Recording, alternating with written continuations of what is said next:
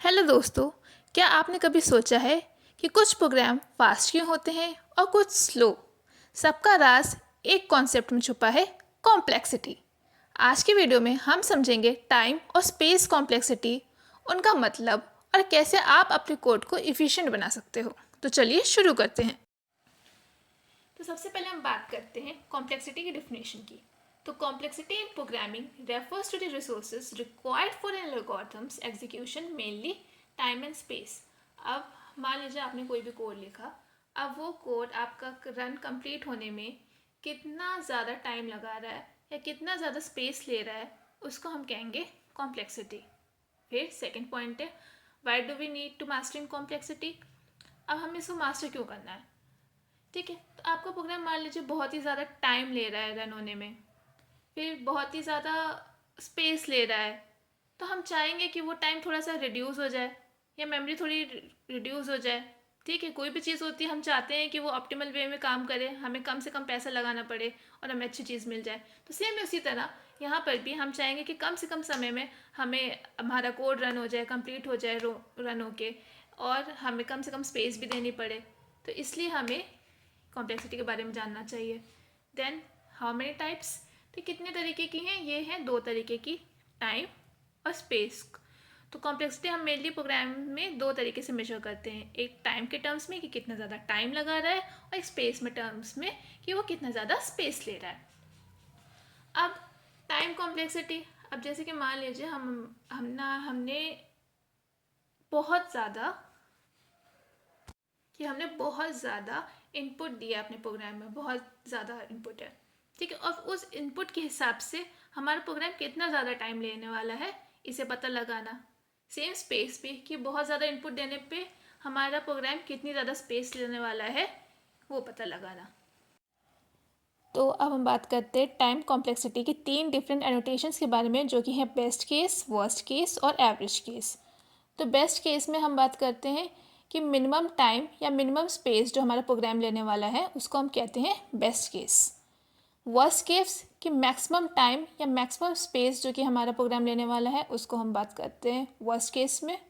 और एवरेज जो कि इन दोनों का मिडिल पॉइंट है, तो उसके टर्म्स में अगर बात करते हैं तो फिर हम कहते हैं एवरेज केस टाइम कॉम्प्लेक्सिटी।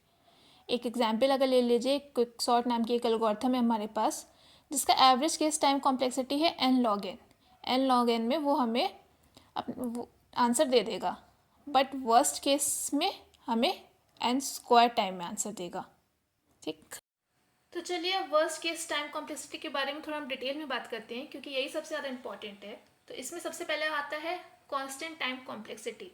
तो कांस्टेंट टाइम कॉम्प्लेक्सिटी में हमें फ़र्क नहीं पड़ता है कि हमारा एरे का साइज़ कितना है, साइज़ चाहे जो भी हो, कम हो चाहे ज़्यादा हो, हमारा प्रोग्राम रन होने में इतना टाइम लेगा तो लेगा। तो इसी को हम कहते हैं कांस्टेंट टाइम। एक एग्जाम्पल ले लीजिए कि हमें एरे का फर्स्ट एलिमेंट रिट्रीव करना है। तो फर्स्ट एलिमेंट रिट्रीव करने के लिए हम क्या करेंगे, सीधे सीधे एरे ऑफ 0 लिख देंगे, हमें एलिमेंट मिल जाएगा।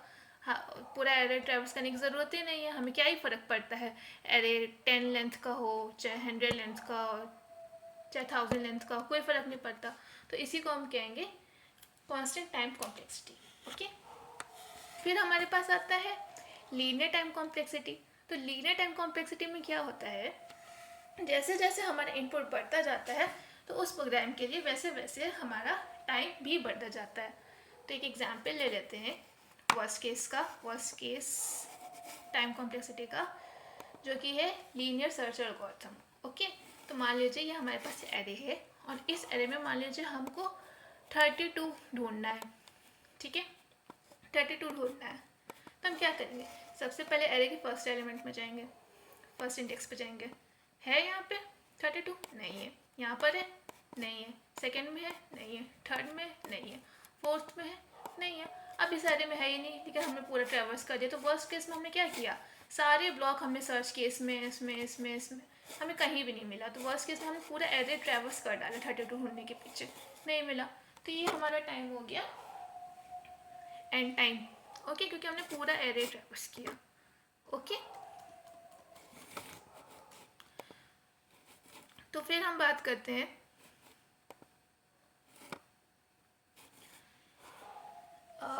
लॉगरिथमिक कॉम्प्लेक्सिटी के बारे में। ठीक है, लॉगरिथमिक कॉम्प्लेक्सिटी में क्या होता है कि हमारे पास जो एरे है वो एरे को पूरा ट्रैवर्स करने की जगह हम उसका हाफ पार्ट ट्रैवर्स करते हैं और उसमें सर्च करते हैं कि हमारे पास एलिमेंट है या नहीं।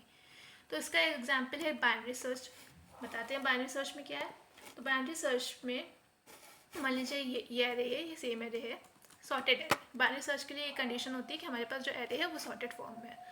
तो अब इसमें मान लीजिए कि हमें देखना है 10 इस एरे में प्रेजेंट है कि नहीं है। ठीक है, अब हमने क्या किया, इस एरे का हम मिड में गए। ठीक है, इस मिड में गए।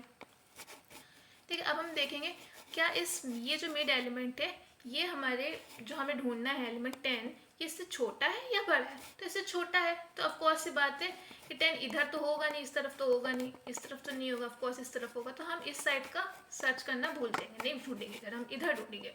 ठीक है, अब इधर ढूंढने बैठे, फिर यहाँ पे मिड निकाला हमने। ठीक है, इन तीन ये एरे इतना हम कंसीडर करेंगे। अब एरे इसको भूल जाएंगे, इसका मिड निकालेंगे। अब इसके मिड में हमें ये देखो 10 मिल गया। ठीक है, तो ये हमारा हो गया लॉग एन बाइनरी सर्च। ठीक है, ये हमारा लॉगरिथमिक टाइम ले रहा है।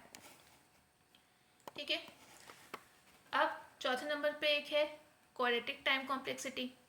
अब इसका एक एग्जांपल है बबल सॉर्ट।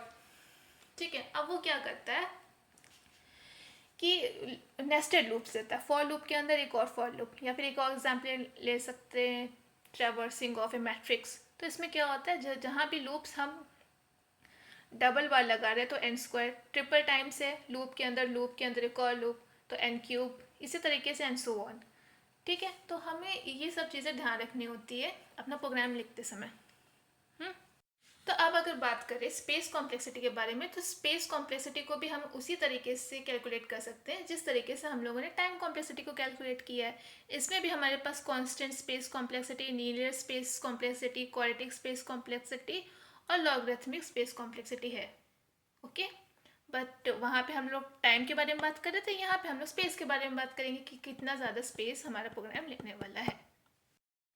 तो दोस्तों, टाइम और स्पेस कॉम्प्लेक्सिटी को मास्टर करने के लिए आपको ये जानना ज़रूरी होता है कि आपका कोड आखिर कितना टाइम लेने वाला है या कितना स्पेस लेने वाला है। जैसे कि ओ एन लॉग एन या ओ एन क्यूब या ओ एन स्क्वायर या एन लॉग एन, कुछ भी। तो आपको ये बताना ज़रूरी होता है, समझना ज़रूरी होता है, क्योंकि मान लीजिए आपने कह दिया कि ये कोड हमारा एंड टाइम में हमें आउटपुट दे देगा। ठीक है, बट वहाँ पे जाके प्रोडक्शन में जाके भाई वो टॉर्टोइस की तरह धीरे धीरे धीरे धीरे चल रहा है। ठीक है, तो वहाँ पे कितना ज़्यादा टाइम वेस्ट हो गया ना। प्रोडक्शन पे तो हमें हर चीज़ तुरंत की तुरंत चाहिए। ठीक है, तो हमें ये चीज़ ध्यान रखनी पड़ेगी। ठीक है, और जब भी हम कोई भी कोड लिखें हमें ये ध्यान रखना चाहिए कि और उसको कितना ज़्यादा ऑप्टिमाइज़ कर सकते हैं। हमेशा सोचो कि यार कि मैंने ऐसे लिखा है, सही चल रहा है, आप सोचो कि क्या मैं उसको और ऑप्टिमाइज़ कर सकता हूँ। ठीक है, तो ये हमारी एक बेस्ट प्रैक्टिसेस में आता है। ठीक है, तो इसे फॉलो करें। अगर ये वीडियो आपको हेल्पफुल लगा तो लाइक, शेयर और सब्सक्राइब करना ना भूलें, और ऐसे ही कोडिंग टिप्स के लिए जुड़े रहिए। मिलते हैं नेक्स्ट वीडियो में।